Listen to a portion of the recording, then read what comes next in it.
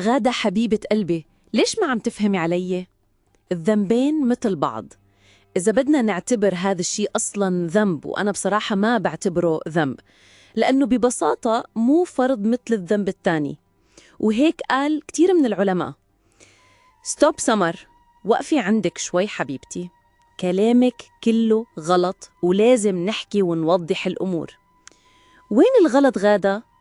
ترك الصلاة ذنب، وعدم لبس الحجاب ذنب كمان، حسب رأي البعض على الأقل. بس بتقوم الدنيا وبتقعد إذا البنت شلحت الحجاب، وبالمقابل ما حدا بيحكي ولا بينتقد تارك الصلاة أو اللي مفطر برمضان أو غيره من المعاصي. خليني أفسر لك يا سمر، أنا بصلي ولا لا؟ ما بعرف بصراحة، بس بظن أنك بتصلي وبتصومي كمان. ليش عم تسألي؟ شو دخل هذا بالموضوع؟ هذا السؤال هو الجواب يا سمر.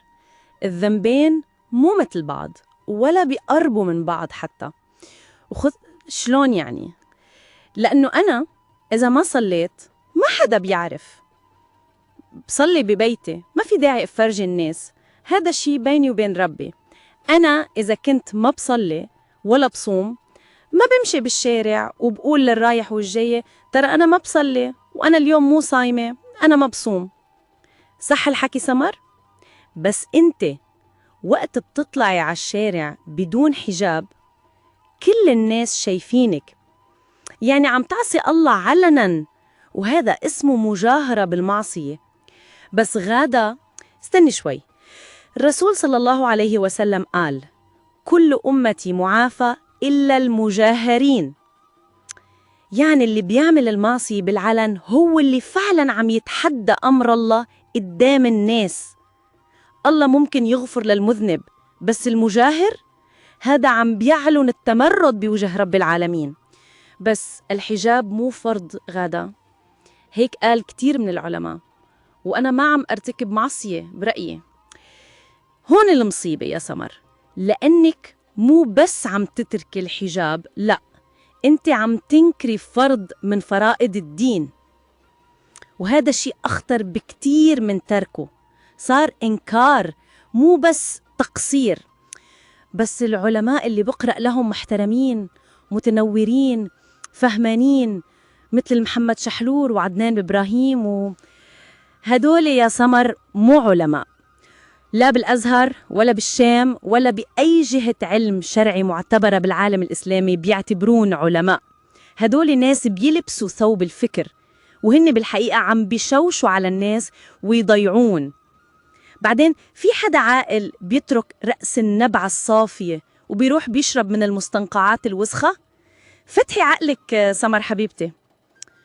طيب، حتى لو افترضنا أنه كلامك صح، أنا ما عم أذي حدا.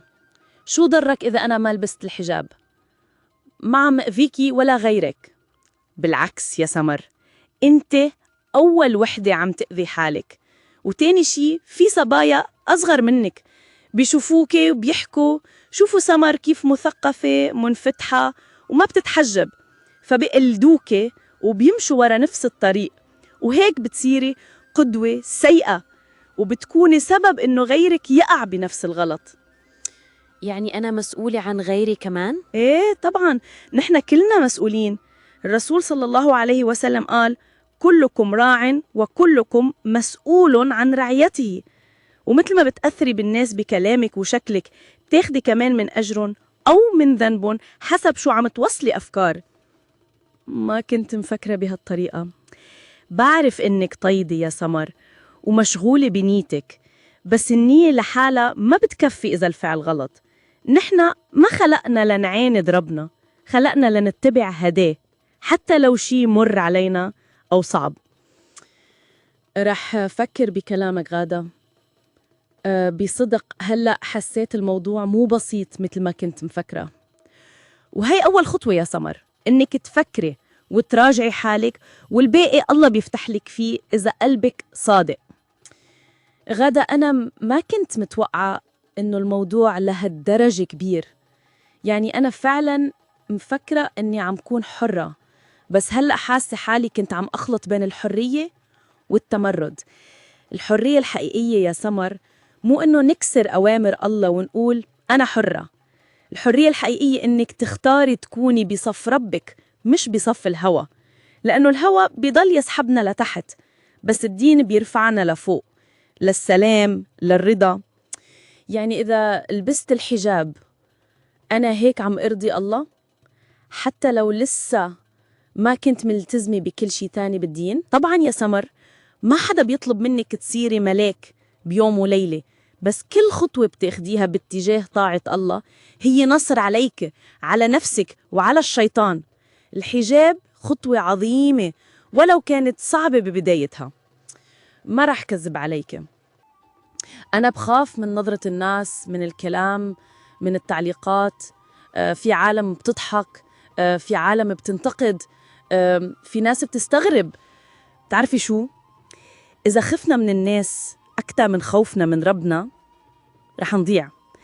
الناس بتنسى، الناس بتتغير، الناس بتنتقد وبتسكت، بس الله ما بينسى ولا بينشغل ولا بيغفل. هو اللي خلقك وهو أدرى فيكي وأحن عليكي من كل الناس. طيب وشو بعمل إذا رجعت ضعفت؟ يعني إذا لبست الحجاب وبعدين ما قدرت كمل؟ ولا يهمك يا قلبي، نحن بشر وكلنا منضعف وكلنا منغلط، بس القوي هو اللي إذا وقع بيقوم. لا تخلي خوفك من الفشل يمنعك إنك تحاولي، جربي، والباقي على الله. هو أرحم من إنه يحاسبك لأنك فشلتي، هو بيحب إنه تشاركين النية والمحاولة. يا غادة، ليش هلأ بس فهمت هالاشياء؟ ليش ما حدا حكى معي بهالطريقة قبل؟ يمكن لأنه لازم تكوني جاهزة لتسمعي، وكل شي بيجي بوقته. وإذا بدك الصراحة أنا بحبك وبيهمني أمرك، ومن قلبي بحكي، مو بس لأنك صديقتي، بس لأنك أختي بالدين كمان. أنا كمان بحبك. وغدا شكراً إنك فتحتي عيوني. ما بوعدك إني رح أتغير بيوم وليلة، بس بوعدك إني رح أحاول بصدق. وهذا أهم شي يا سمر، صدق النية.